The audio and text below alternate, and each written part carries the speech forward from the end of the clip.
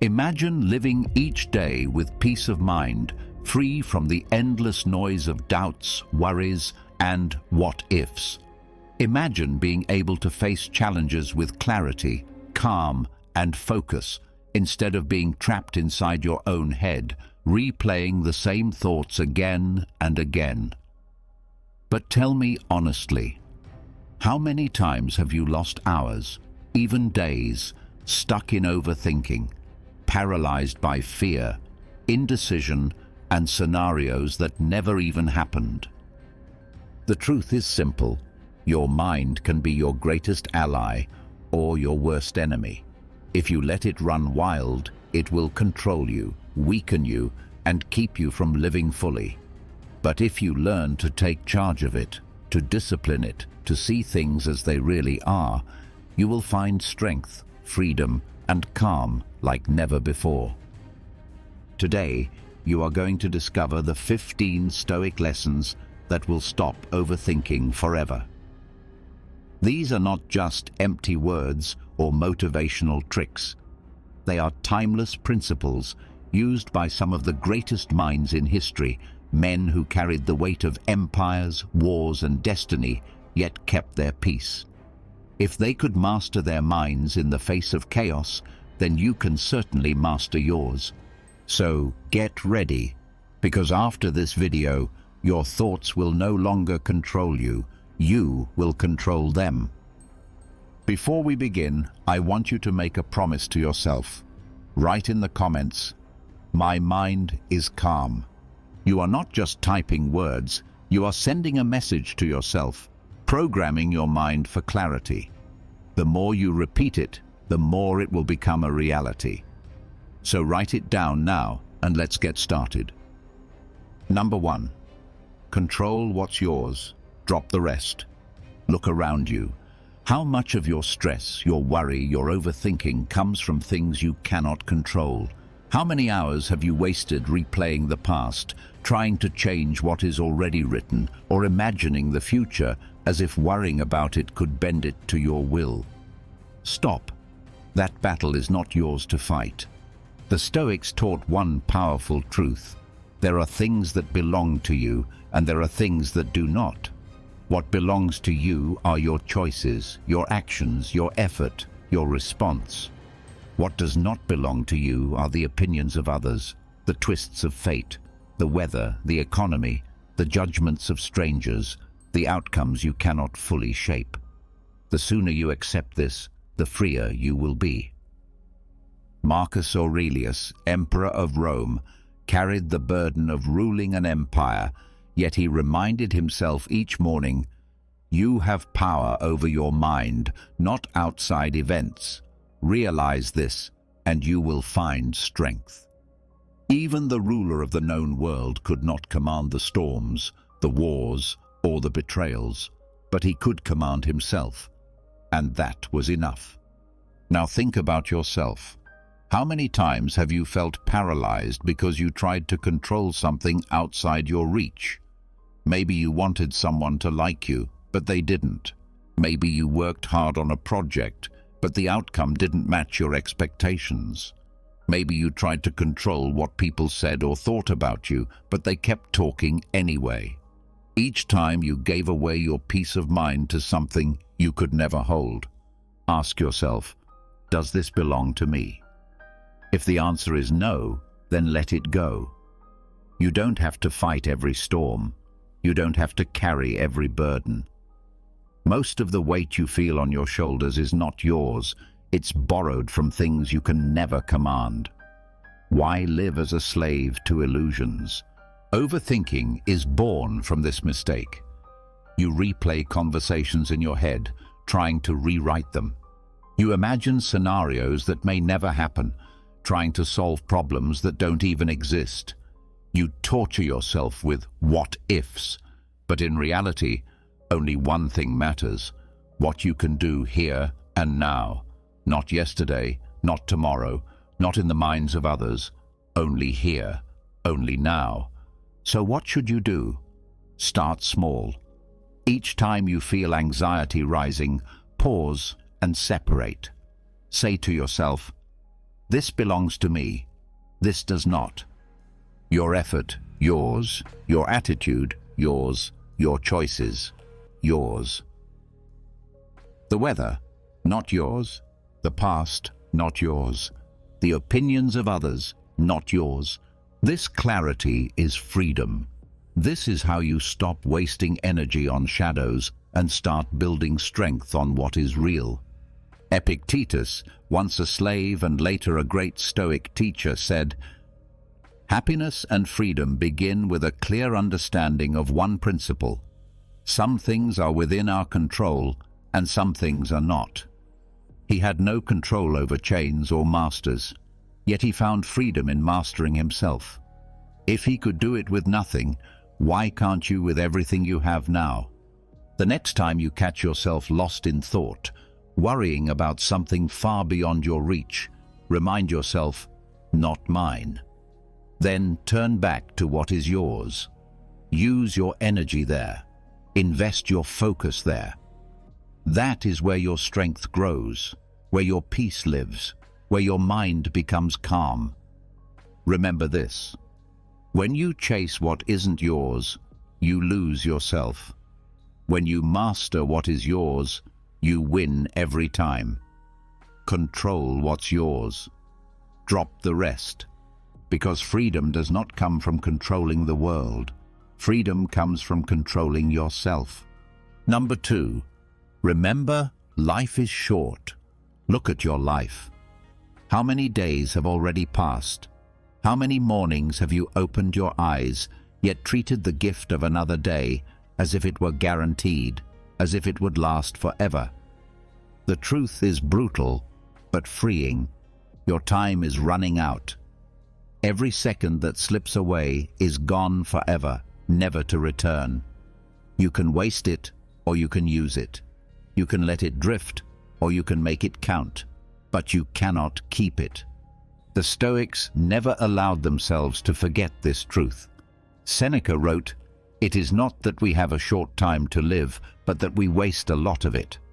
Most people live as if they will never die. They put off their dreams until tomorrow.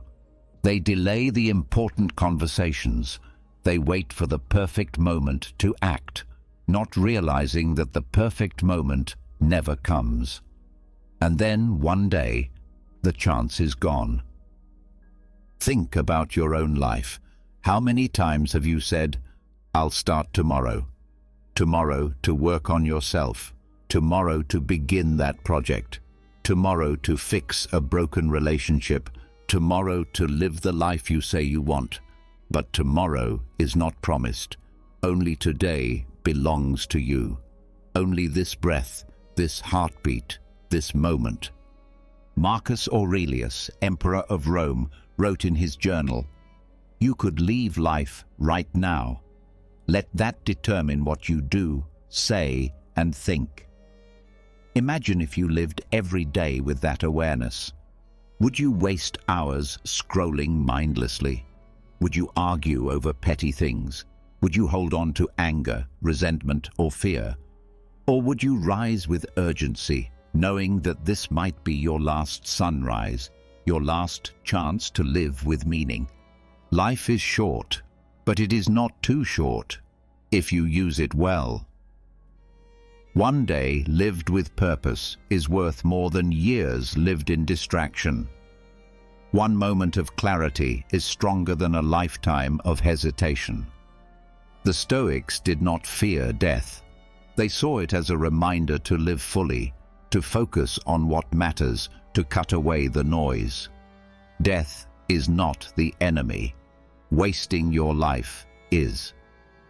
Ask yourself, what if today was my last? How would I spend it? Would I love more? Would I forgive faster? Would I focus only on what is essential? That is how you should live every day, not in despair, but in intensity, not in sadness, but in urgency. Overthinking steals your life because it makes you live everywhere except the present.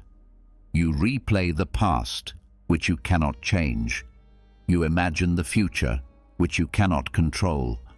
And in doing so, you let the only real thing, this moment, slip through your hands. That is how people waste years without even noticing. So what is the lesson? Do not wait. Do not postpone. Do not waste. Whatever is in front of you, do it with focus, with energy, with love. If you want to say something, say it. If you want to start something, start it. If you need to let go, let go. Life is too short to live in hesitation. Seneca said, "While we waste our time hesitating and postponing, life is slipping away." Every day you are given is a gift. Do not treat it like it is cheap. Treat it like gold, because that is what it is. Remember this: you will die. Everyone you know will die. One day, this world will go on without you. This is not a reason to fear. It is a reason to live fiercely, wisely, and without delay. Do not let death surprise you living half asleep. Do not let the end come while you are still waiting to begin. Live now. Act now. Love now. Life is short. Remember it, and let that truth guide every choice you make. Number 3, expect problems. Life is not smooth. Life is not gentle. Every day carries its own battles, and if you walk into the day expecting ease, you will be crushed the moment things go wrong. But if you expect problems, if you prepare your mind for them before they arrive, then nothing can break you. Marcus Aurelius, the Stoic emperor, wrote in his journal each morning, "Today you will meet interference, ingratitude, arrogance, disloyalty, ill will, and selfishness, all of them due to the offender's ignorance of what is good or evil." He reminded himself of this before stepping into the world. Why? Because he knew the truth. People will disappoint you, life will test you, and fate will strike without warning. To be surprised by this is to be defeated. To expect it is to be unshaken. How many times have you let one problem ruin your entire day? The traffic jam that made you late. The rude person at work. The plan that failed. The bill you didn't see coming. Each time you were shocked, as if life had promised you comfort, as if you deserved a day without obstacles. But no such promise exists. Problems are not exceptions. They are the rule. The Stoics understood this deeply. Epictetus taught that if you expect your journey to be smooth, you are a fool. He said, "When you are about to go out into the rain, you prepare a cloak. In the same way, prepare your mind for the trials of life." The wise man carries an inner shield. He expects the storm, and when it comes, he is ready. Overthinking is often born from this mistake, expecting life to be easy. You imagine things should go according to your plan, and when they don't, you replay them in your mind, asking, "Why me?" or "How could this happen?" But why not you? Why not today? Why should you be spared what is common to every human being? Did you think you were special enough to escape problems forever? Here is the truth. You cannot escape problems, but you can face them differently. If you expect them, you are not shocked when they arrive. Instead of saying, "Why is this happening?" you say, "Of course, this is life. I was ready." That mindset changes everything. Start practicing this every morning.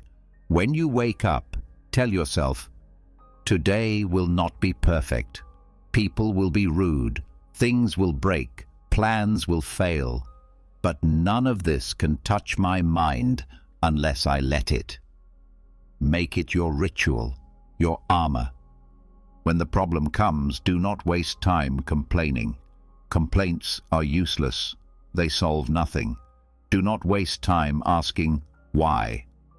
You already know why, because problems are part of life. Instead, act. Do what you can. Adjust, endure, move forward. Think of a soldier going into battle. Does he expect peace? Does he think the enemy will stay home and let him win easily? No. He expects resistance. He expects hardship. That is why he is strong. That is why he survives. You must be the same. A soldier of the mind, armored with expectation. Seneca said, "The man who has anticipated the coming of troubles takes away their power when they arrive."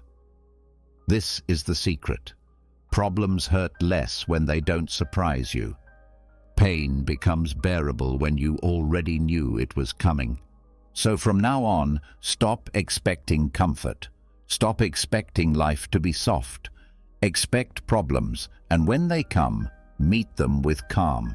Say to yourself, "This is what I trained for," because every problem is a chance to practice strength, to sharpen discipline, to grow. Remember this: you cannot choose a life without problems, but you can choose a life without surprise. And when you live this way, no problem will ever own you again. Number 4, go with nature, not against it. Look at the world around you. The sun rises without your permission. The seasons change whether you want them to or not. Rivers flow, trees grow, storms come and go. Everything follows its nature. Only humans resist. Only humans fight against what is. And that resistance is the root of so much suffering. The Stoics taught, live according to nature. That means understanding the order of life, accepting it, and moving with it, not against it. Marcus Aurelius wrote, "A blazing fire takes whatever you throw into it and turns it into flame and brightness." Life will throw challenges at you, but if you move with nature, you will transform them into strength. Ask yourself, how many times have you wasted energy fighting reality? Complaining about the weather, about aging, about time passing, about other people being who they are. You shout at the storm instead of seeking shelter. You curse the river instead of learning how to swim. You resist the natural flow of life, and it breaks you. But here is the truth. Nature will always win. Time will move forward. People will be imperfect. Bodies will grow old. Death will come. You cannot stop these things. To fight them is to fight the universe itself. To accept them is to live in peace. Think about the tree in a storm. The rigid tree that refuses to bend is torn apart. The flexible tree that moves with the wind survives. That is the lesson. Bend when you must, adapt when you must, accept what cannot be changed. This is not weakness, this is wisdom. Overthinking often comes from this resistance. You replay situations in your head because you want reality to be different. You think, it shouldn't have happened this way, but it did. You say, this person should act differently, but they won't. You insist, life shouldn't be unfair, but it is. The more you resist, the more you suffer. The moment you accept, you find peace. Epictetus said, "Do not demand that things happen as you wish, but wish that they happen as they do happen, and you will go on well." This is not about giving up. It is about aligning yourself with reality so you can use your energy wisely. Why waste strength on what you cannot move? Save it for what you can. Imagine a sailor at sea. The winds change, the waves rise, the storm comes. Does he curse the ocean? Does he sit helpless, demanding calm waters? No. He adjusts his sails. He works with the wind, not against it. That is why he reaches his destination. Life is the same. Work with it, not against it. So what does it mean for you? It means stop wishing for a life without problems. Stop wishing for people to be different than they are. Stop wishing for time to move slower. Instead, embrace what is given to you. Adapt to it. Grow with it. When pain comes, do not ask, "Why me?" Ask instead, "How can I use this?" When change comes, do not resist. Flow with it. Let it carry you where you need to go. When life pushes you, push back where you can, but accept the direction of the current when you cannot. Remember this: peace is not found in controlling nature. Peace is found in aligning with it. The river does not ask your permission to flow. The sun does not wait for you to wake before it rises. Life moves. Move with it. Go with nature, not against it. That is the way of the Stoic. That is the way of peace. Number 5. Love whatever happens. Life will not give you only what you want. It will give you what it gives you. Good moments, bad moments, joy, pain, success, failure. You do not get to choose the events. You only get to choose your response. The weak man resists and complains. The strong man accepts. The wise man goes further. He learns to love it. This is the Stoic idea of amor fati, love of fate. Do not just endure what happens. Do not just accept it. Learn to embrace it, to say, "Yes, this too is part of my path. This too was meant for me." Marcus Aurelius wrote, "A blazing fire makes flame and brightness out of everything thrown into it." Think of that. Whatever life throws at you, loss, insult, hardship, you can turn it into strength. But only if you choose. Only if you refuse to see yourself as a victim and instead see yourself as a builder, forging your character through whatever comes. How many times have you wasted hours or days fighting reality? Something happened. You didn't like it. Maybe you failed at something. Maybe a friend betrayed you. Maybe life didn't follow your plan. And what did you do? You replayed it over and over, thinking it shouldn't be this way. But it is this way. No amount of wishing will change it. You cannot erase the event. You can only shape your response. Seneca said, "A wise man is content with his lot, whatever it may be, without wishing for what he has not." This does not mean you stop striving. It means you stop fighting the past. It means you stop arguing with reality. If something happens, you welcome it as if it were chosen for you, because in a sense it was. Not chosen by you, but chosen by life, by the universe, by the very order of nature. Think about this. Every difficulty you have ever faced has shaped you. Every failure taught you something. Every heartbreak hardened or humbled you. Every obstacle forced you to grow. If you look back honestly, you will see that the worst things gave you strength. The hardest things made you who you are. Why then should you hate them? Why not love them? Overthinking often comes from resistance. You refuse to accept what has happened, so your mind keeps replaying it. What if I had done this differently? What if it had gone another way? You trap yourself in endless scenarios. But the truth is clear. It happened.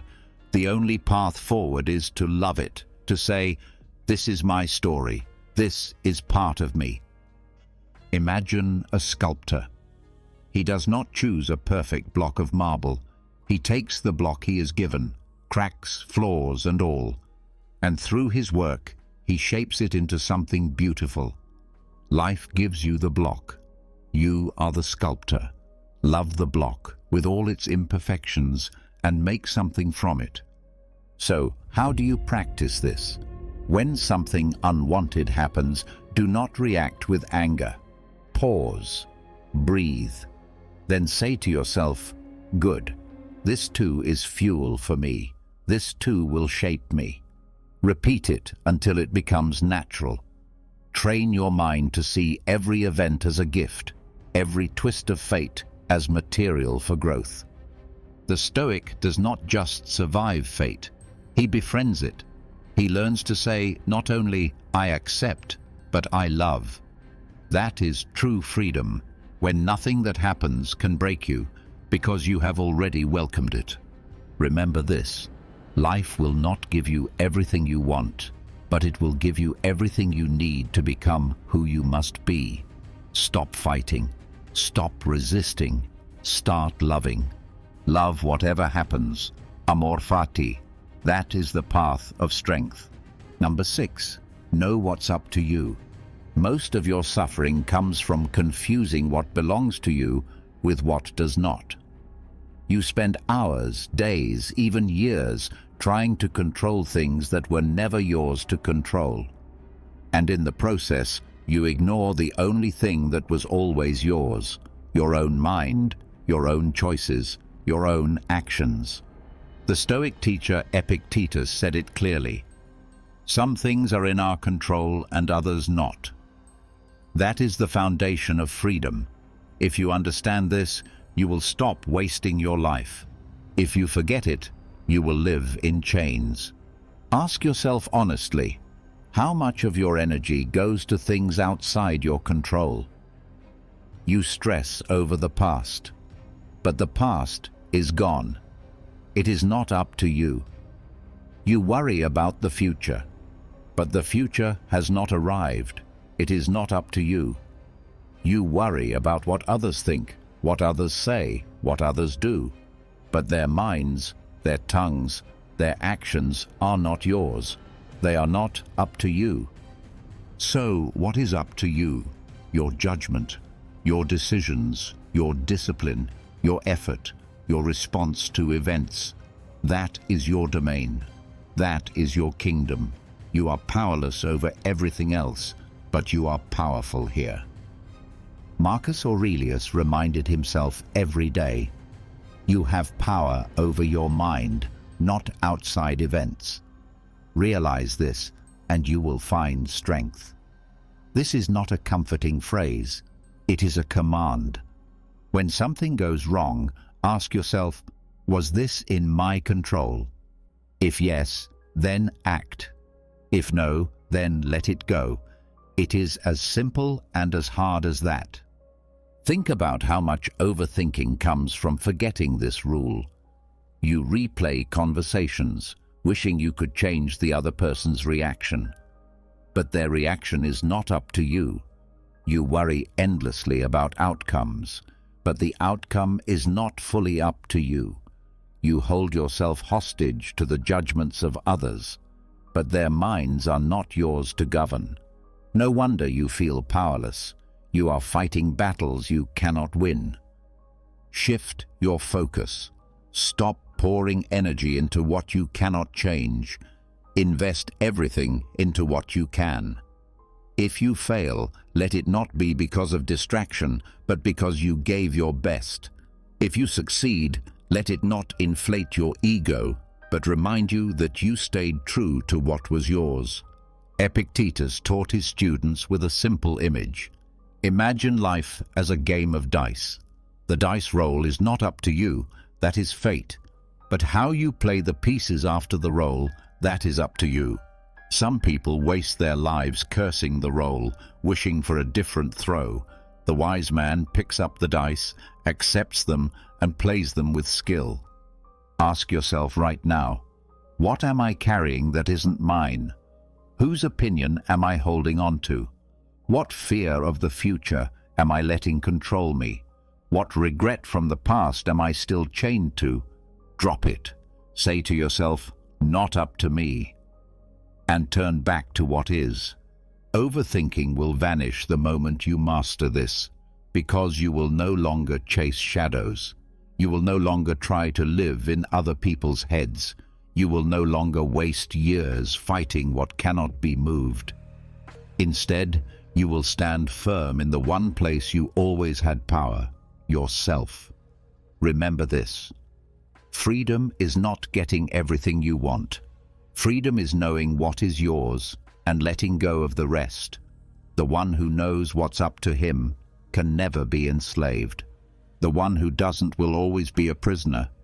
So draw the line, guard your mind, act only where you have power, and say every day, "This is mine, that is not."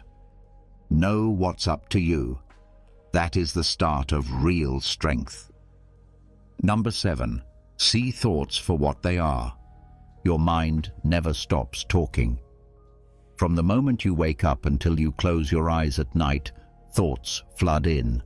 They whisper fears. They replay old mistakes. They imagine future disasters. They tell you stories about who you are, about what people think, about what could go wrong.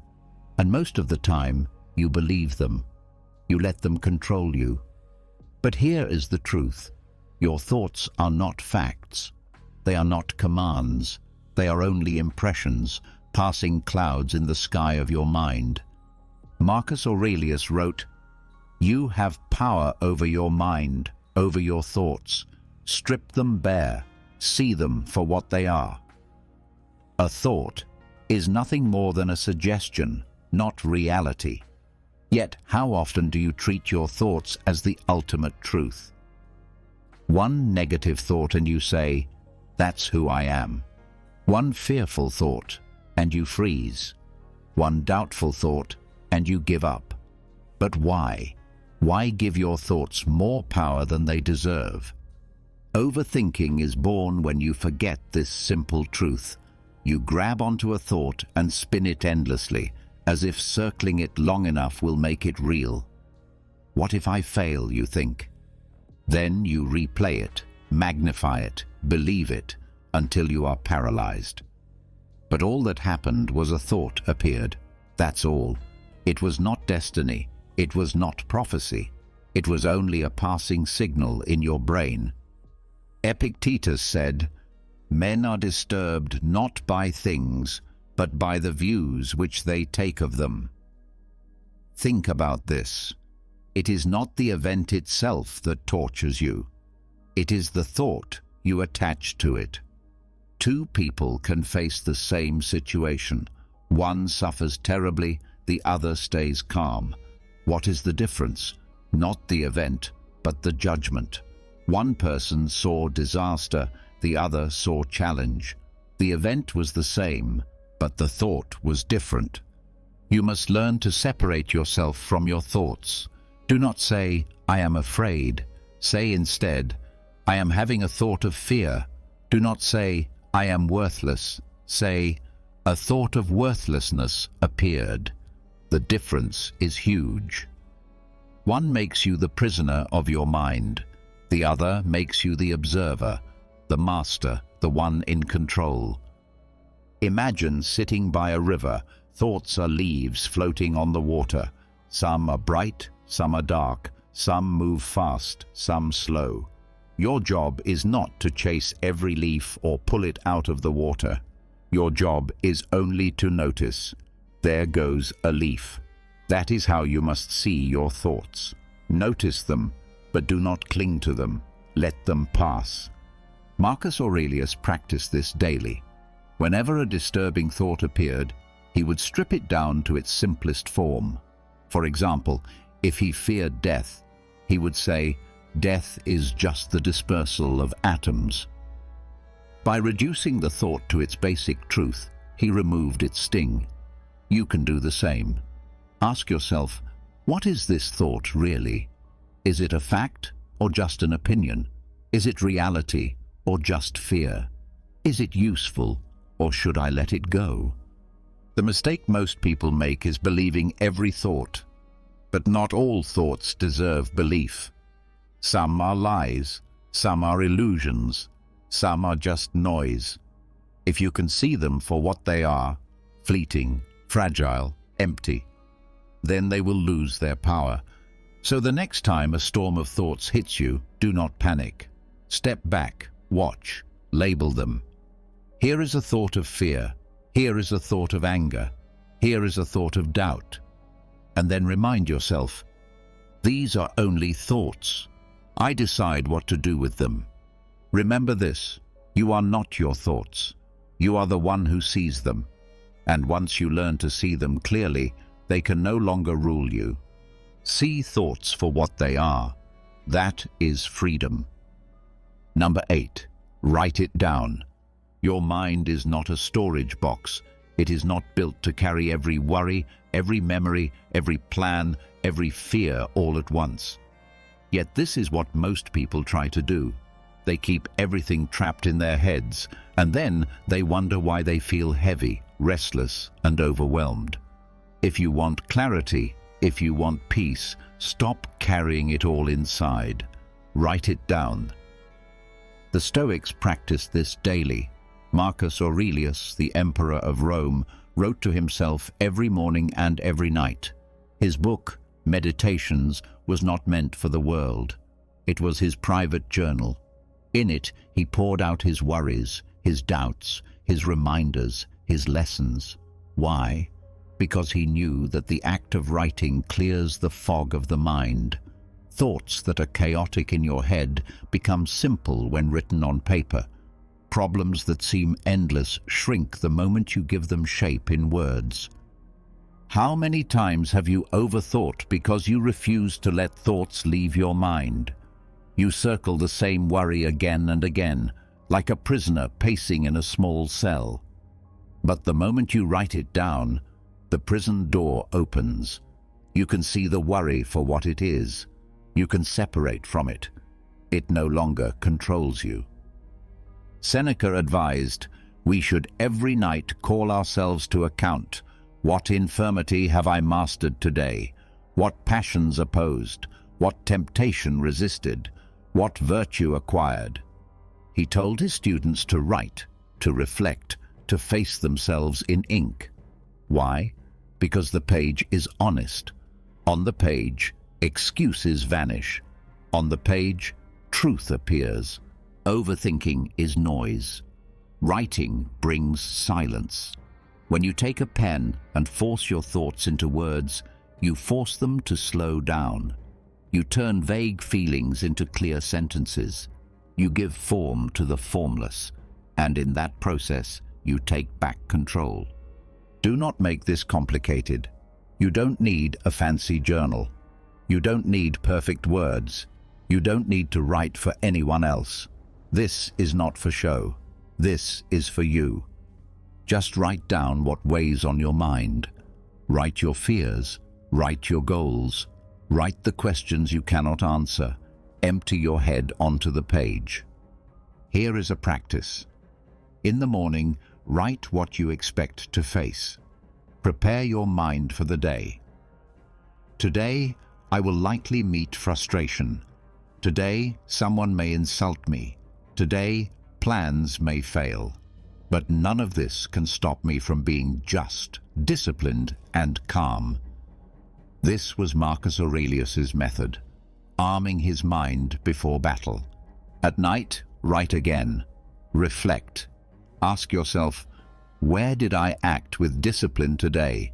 Where did I fall short? What can I improve tomorrow?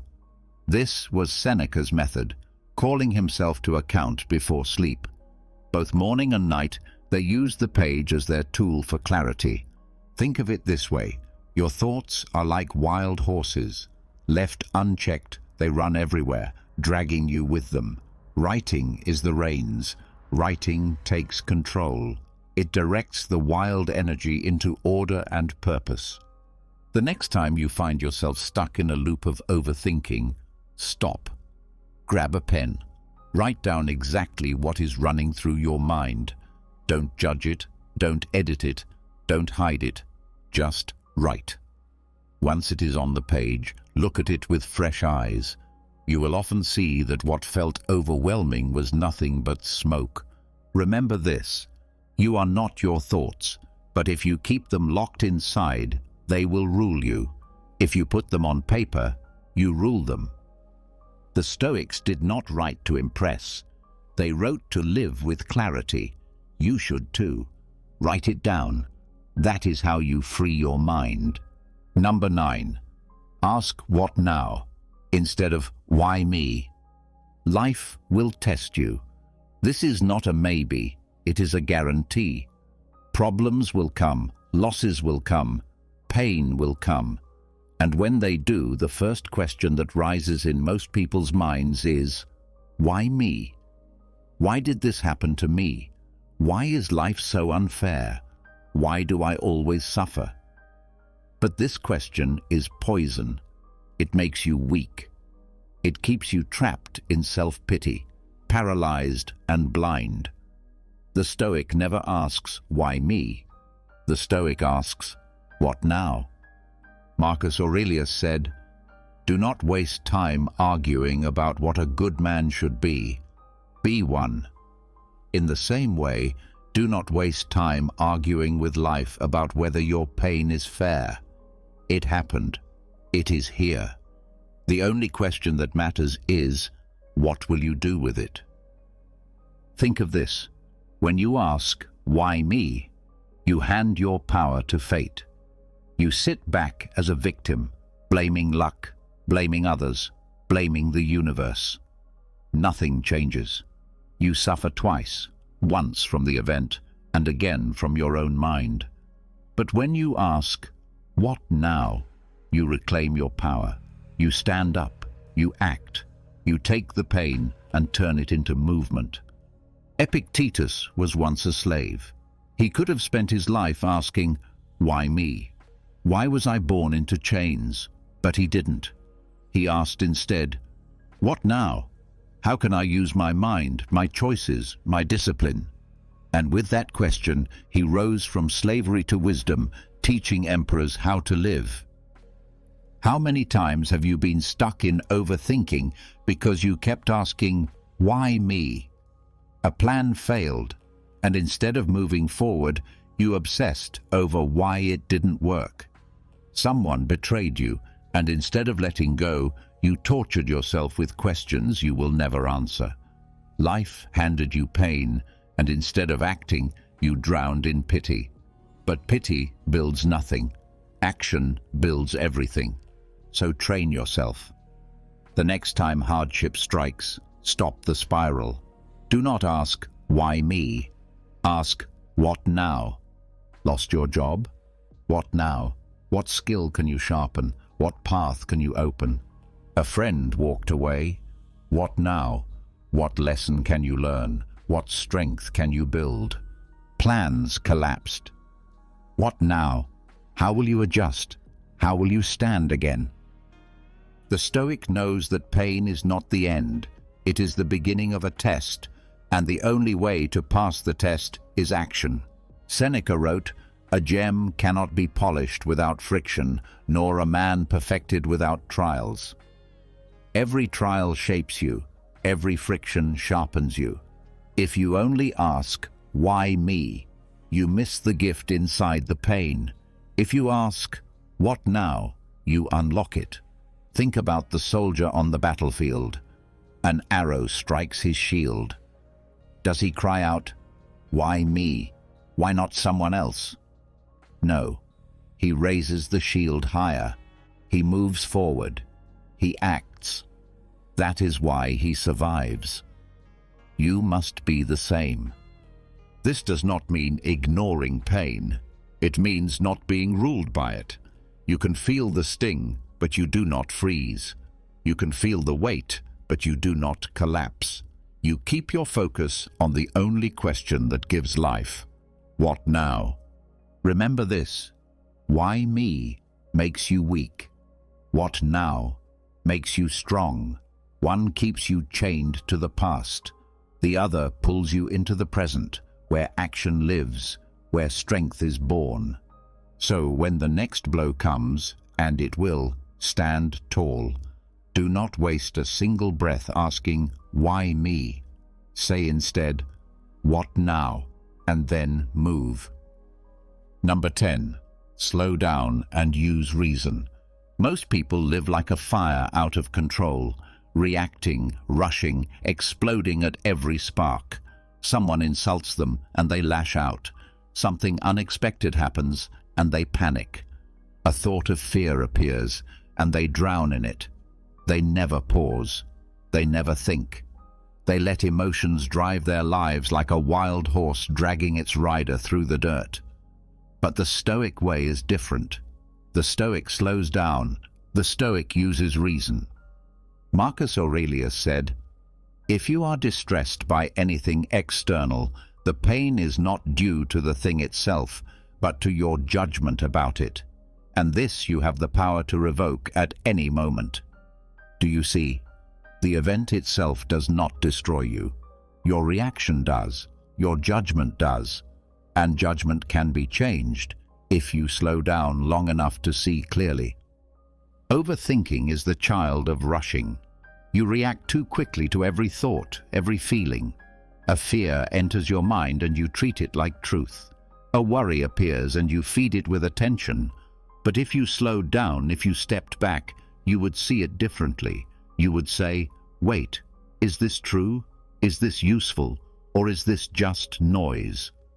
That pause is your power. Seneca advised, "We are often more frightened than hurt, and we suffer more in imagination than in reality." Think about that. Most of the pain you feel never comes from reality. It comes from your mind running faster than your reason. You imagine, you exaggerate, you multiply the danger. If only you slowed down, if only you let reason lead, you would see that the monster in your head is often just a shadow. So how do you practice this? First, create the habit of pausing. When something upsets you, do not react at once. Stop. Take a breath. Ask yourself, what exactly happened? What am I adding to this event with my judgment? This small space between event and reaction is where wisdom lives. Second, train your reason daily. The Stoics did not only rely on calmness in the heat of the moment, they prepared their minds in advance. They reflected, they wrote, they meditated on principles. That way, when the storm came, they already had anchors to hold them steady. You must do the same. Feed your mind with reason before you need it. Imagine you are a sailor. If you rush in panic every time the wind shifts, you will wreck your ship. But if you pause, study the wind, adjust your sails with calm, you will reach your destination. Reason is the compass. Speed without reason is suicide. Overthinking is speed without direction. You let your mind run wild in circles, but reason is the map that shows you the way. When you slow down and ask, what is the truth here? What is in my control? What is the wise action? The noise disappears. Clarity comes. Action becomes simple. Marcus Aurelius often reminded himself, "Does this make me a better human being? If not, let it go." This is reason at work, filtering every thought, every emotion, every impulse through wisdom before acting. The next time anger rises, slow down. The next time fear appears, slow down. The next time your mind tries to drag you into endless what-ifs, slow down. Use reason like a sword to cut through the fog. Remember this: emotions scream, but reason whispers. If you rush, you will hear only the scream. If you slow down, you will hear the whisper, and in that whisper lies your freedom. So live like a Stoic. Slow down, think, use reason, and let your actions be guided not by panic, not by fear, not by anger, but by clarity and wisdom. Number 11. Imagine losing things you love. You live as if everything you love will last forever. Your family, your friends, your possessions, your health, even your own life. But nothing is guaranteed. Everything you hold dear is temporary. The Stoics taught that to live wisely, you must remember this every day, not to become cold, but to become grateful, not to live in fear, but to live in truth. Epictetus said, "When you kiss your child, say to yourself, 'Tomorrow he may die.'" At first, these words sound harsh, But they are not cruel. They are a call to love more deeply, to stop taking what you have for granted. If you imagine loss, you stop wasting time. You stop speaking with anger to those you care about. You stop ignoring their presence. You realize that every moment with them is a gift. Marcus Aurelius practiced the same. He wrote, "You may leave this life at any moment. Let that determine what you do, say, and think." He understood that death is not a distant thought. It is always near. By imagining loss, he lived with urgency, with kindness, with perspective. Overthinking often comes from forgetting this. You obsess over small problems, little arguments, minor annoyances. You treat them as if they matter more than they do. But step back. Imagine losing the very thing you are angry about. Imagine losing the person you are fighting with. Imagine losing the comfort you take for granted. Suddenly, the problem shrinks. Suddenly, you see clearly what truly matters. Think of the last time you lost something, or someone you loved. In that moment, didn't you realize how much time you wasted worrying about unimportant things? Didn't you wish you had appreciated them more, hugged them longer, spoken kinder words? Do not wait for loss to teach you gratitude. Imagine it now and live accordingly. The Stoics did not tell you to reject love. They told you to love more fiercely, but with open eyes. To say, this person, this moment, this possession, this health, it may be gone tomorrow. So today, I will not waste it. This way of thinking does not make you sad, it makes you alive. Seneca said, "He robs present ills of their power who has perceived their coming beforehand." By imagining loss, you prepare your mind. When death or change arrives, it will not destroy you with shock. You will grieve, yes, but you will not be broken, because you already lived knowing nothing is permanent. Practice this daily. When you wake up, look at those around you and say quietly to yourself, "They are mortal. They may not be here tomorrow." Not to make yourself despair, but to remind yourself, be patient, be kind, do not waste today. When you hold something valuable, remind yourself, this may break, this may be taken. And so, if it lasts another day, you are grateful. If it disappears, you are prepared. Overthinking melts away when you see life this way.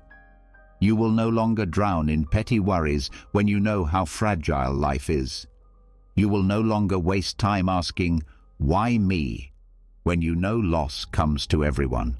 Instead, you will live with sharp focus, to love, to act, to use today fully. Imagine losing things you love, not to be cold, but to burn with gratitude. Imagine losing them, not to fear, but to prepare. Imagine losing them so that while you still have them, you truly live. Remember this: nothing is truly yours except your character. Everything else is borrowed from life, and life can take it back at any moment. So cherish what you have while you have it. Imagine losing things you love, and then love them even more while they are still here. Number 12.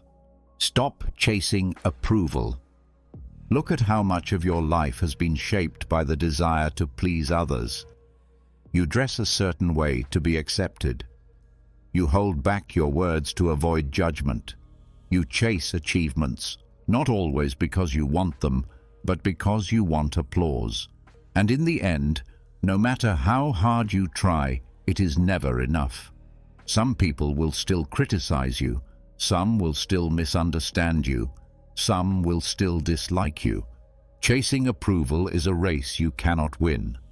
Marcus Aurelius wrote, "It never ceases to amaze me. We all love ourselves more than other people, but care more about their opinion than our own." Think about that.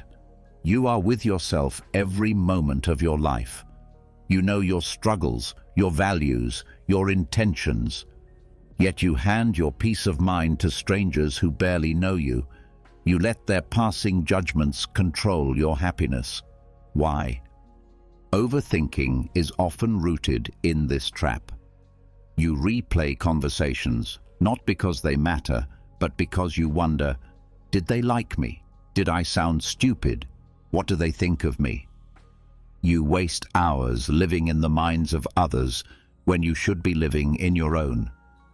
The Stoics remind us their opinions are not up to you. Only your virtue, your choices, your actions are yours. Epictetus said, "If you want to improve, be content to be thought foolish and stupid." Freedom comes the moment you stop needing everyone to approve of you. You act with integrity, you follow reason, you live by your principles. If someone praises you, fine. If someone mocks you, fine. Neither changes the truth of who you are. Think about it. Whose approval are you really chasing? A crowd of strangers on the internet? Co-workers who barely know your heart? Even family who see only a piece of your soul? Their approval is unstable. It changes with moods, with trends, with their own problems. Do you really want to build your life on something so fragile? The Stoic builds on something stronger, his own judgment. Ask yourself, did I act with courage? Did I act with justice? Did I act with self-control? If yes, then you need no applause. If no, then you need no critic to condemn you. You already know the truth. Seneca said, "A man is great not because others think him so, but because he knows it himself." Real greatness is internal. Real peace comes from living aligned with your values, not from collecting likes or praise. Imagine a musician playing in the street. Some passers-by stop and smile, some ignore him, some frown. Should he change his song every time someone reacts differently? No. His job is to play. His job is to practice his art. The same is true for you. Your job is to live with virtue, to act rightly, to do your duty. Let the world respond however it wishes. Here is a practice. The next time you feel anxious about someone's opinion, pause. Ask yourself, is this person's approval really necessary for me to live according to my values? 99 times out of 100, the answer is no. Their opinion has no real power unless you hand it to them. Overthinking ends when approval-seeking ends. You no longer need to replay every word, every action. You know you acted rightly, and that is enough. Remember this, you will never control what people think. You will only control how you live. And the man who stops chasing approval becomes untouchable, calm, free, and strong. Stop chasing approval. Live for truth, not applause. Number 13, stay in the present. Your mind is a time traveler. One moment it drags you into the past, rehashing mistakes, replaying regrets, reliving pain.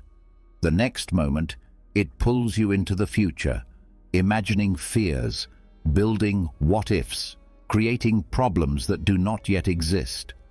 And while your mind runs everywhere, you miss the only place where life actually happens, here, now, in the present moment.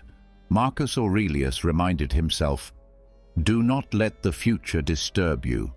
You will meet it, if you have to, with the same reason you apply now to the present." The Stoics knew that the past cannot be changed, the future cannot be controlled, and the only true power lies in the present. Yet most people spend their lives everywhere except here. No wonder they are restless. No wonder they feel lost. Overthinking thrives on time travel. You think endlessly about what you should have done yesterday. You worry endlessly about what might happen tomorrow, but yesterday is gone and tomorrow is uncertain. Only today is real. Only this moment is yours. When you waste it, you waste your life. Seneca wrote, "Life is divided into 3 periods: that which has been, that which is, that which will be. Of these, the present is short, the future is doubtful, the past is certain. We are always living as if we were about to live." Think about that. Most people don't live. They prepare to live. They wait for the right moment. But the right moment is always now. Ask yourself, how many hours have you lost thinking about what you should have said in a conversation that is already over? How many nights have you wasted worrying about things that never even happened? This is the trap.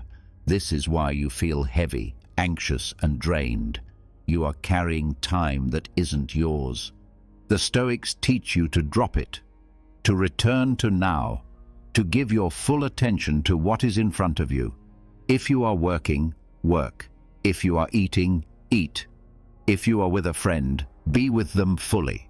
This is not weakness, it is strength. It is the discipline of refusing to be torn apart by past and future. Imagine an archer. He cannot shoot yesterday's arrow. He cannot shoot tomorrow's arrow.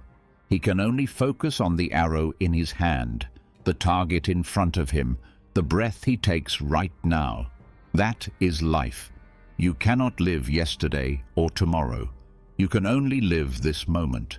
And if you live this moment well, the rest will take care of itself. When your mind drifts, catch it. Bring it back. Ask yourself, am I here or am I somewhere else in time? Train this awareness like a muscle. At first, your mind will run wild, but the more you bring it back, the stronger your control becomes. Overthinking disappears when you stay in the present, because in the present, there is no regret, no fear, no endless what if. There is only action. There is only clarity. There is only life, raw and real. Marcus Aurelius wrote, "Confine yourself to the present." That was his command to himself, written night after night, because even emperors forget. Even emperors need reminding, and so do you. Remember this: the past is gone, the future is not yet here. All you ever truly have is this moment. Do not waste it. Do not ignore it. Live it. Stay in the present. That is where freedom lives. Number 14. See struggles as practice. Most people see struggle as punishment. They complain, "Why is this happening to me? Why is life so unfair?" They treat every obstacle as an enemy, every hardship as proof that life is against them. But the Stoic sees it differently. The Stoic sees every struggle as training, every obstacle as practice. Marcus Aurelius wrote, "The impediment to action advances action. What stands in the way becomes the way." This is the essence of Stoic strength. The thing you thought was holding you back is actually shaping you, preparing you, sharpening you. The obstacle is not the end of your path. It is your path. Think about a soldier. He does not complain when the training is hard. He does not curse the weight of the armor or the pain of the drills. He knows that every struggle in practice makes him stronger for the real battle. If he avoids the hardship, he will be weak when the enemy arrives. You are the same. Life is your training ground. Every struggle is your practice. Overthinking often comes from misunderstanding struggle. You ask, "Why is this happening? What if it gets worse? What if I fail?" You spin in circles instead of acting. But the Stoic shifts the question, "How can this make me stronger? What skill can I train here? What discipline can I sharpen?" Suddenly the struggle is no longer an enemy. It is your teacher. Seneca said, "Fire tests gold, adversity tests brave men." Do you see? Without the test, you will never know your strength. Without the trial, you will never grow. Easy days teach nothing. Comfortable paths build no resilience. It is the weight, the resistance, the friction that turns you into something greater. Think of an athlete. He lifts heavy weights, not because he loves pain, but because he knows pain is practice. The struggle of the muscle today is the strength of the body tomorrow. Life is the same. The struggles you face today will become the strength you carry tomorrow, if you treat them as practice. Marcus Aurelius faced betrayal, sickness, war, loss. Yet he reminded himself that none of it was wasted. Each difficulty was a chance to practice patience, courage, humility, discipline. He did not waste energy asking for an easier life. He asked only to be worthy of the life he was given. So when you face hardship, do not ask for it to disappear. Ask instead, what can I train here? If you are insulted, it is practice for patience. If you lose, it is practice for resilience. If plans collapse, it is practice for flexibility. If pain arrives, it is practice for courage. Every struggle is a hidden lesson. Every hardship is a gym for the soul.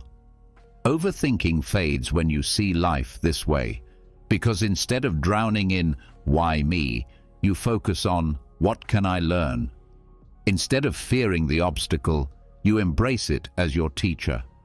And once you see struggles as practice, nothing can break you. Remember this: comfort makes you soft, struggle makes you strong. Every time life pushes you, it is not destroying you, it is training you. Treat it that way. Smile at the weight. Thank the obstacle. Use every hardship as practice for greatness. See struggles as practice, because in the end, life is not against you. Life is shaping you. Number 15. Everything passes. Nothing in life stays the same. The seasons change. The river flows. The body grows, ages, and fades. Joy comes and goes. Pain comes and goes. Everything you experience, whether beautiful or terrible, will eventually pass. Yet most people live as if their current state will last forever. In happiness, they cling and fear losing it. In sadness, they despair and believe it will never end. Both are mistakes. The truth is simple. Everything passes. Marcus Aurelius reminded himself daily of this truth. He wrote, "Time is like a river made up of the events which happen, and a violent stream. For as soon as a thing has been seen, it is carried away, and another comes in its place." Life is flow. To resist that flow is to suffer. To accept it is to be free. Think of your worst pain.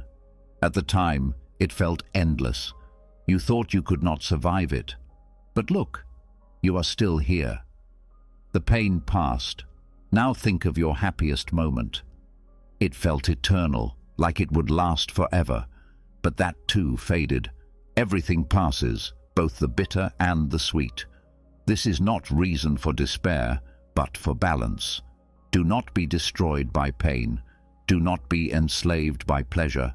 Hold both lightly, knowing they are temporary. Overthinking often comes from forgetting this. You imagine your current problem is permanent. You say, "It will always be this way. I will never escape." But this is an illusion. Nothing stays forever. Just as storms fade, so do struggles. Just as nights end, so do your darkest moments. When you remember this, you find the strength to endure. Seneca said, "What fortune has made yours is not your own." He meant that anything outside of your character, your wealth, your health, your reputation, belongs to time, not to you. Time will take it back. So do not cling too tightly, and do not despair when it leaves.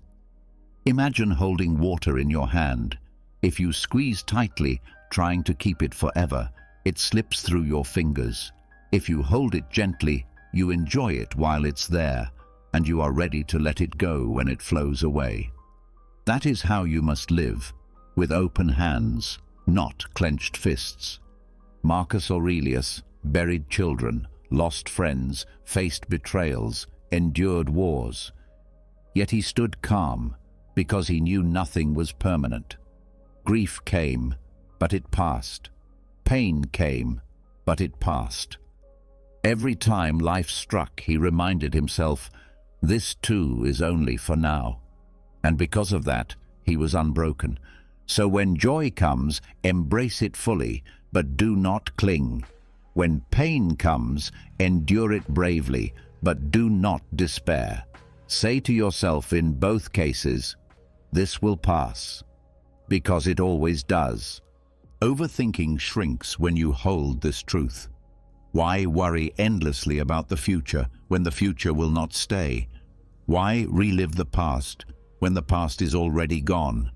Why panic about today's troubles when tomorrow they will fade? The river of time carries all things forward. You cannot stop it, but you can ride it with calm. Remember this: life is movement. Change is the law. Everything you fear, everything you desire, everything you experience, none of it is forever. Only your character, your choices, your virtue remain. That is why the Stoics focus there. So, let go. Do not cling. Do not resist. Live fully in the moment, and when it passes, let it pass. Smile at the flow of life. Accept both its gifts and its losses as temporary.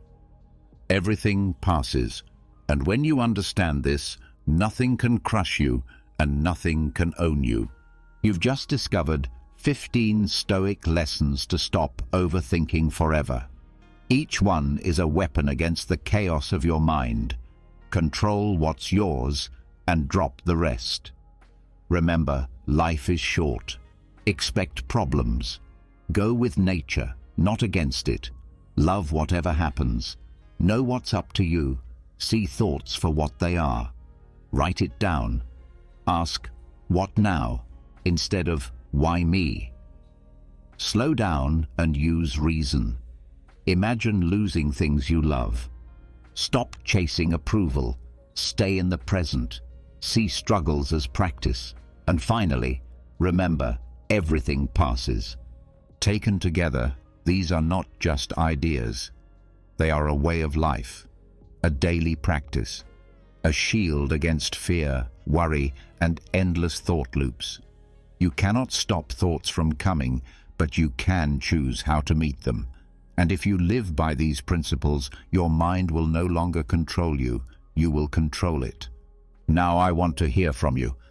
Which Stoic lesson hit you the hardest today? Which one will you start practicing right now?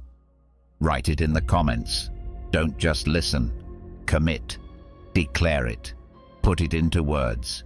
That's how change begins. And if you found value here, if you're ready to keep building discipline, clarity, and strength with the wisdom of the Stoics, then subscribe to the channel right now. Because this is just the beginning, and you don't want to miss what's coming next. Stay strong, stay present, live by reason, not by fear.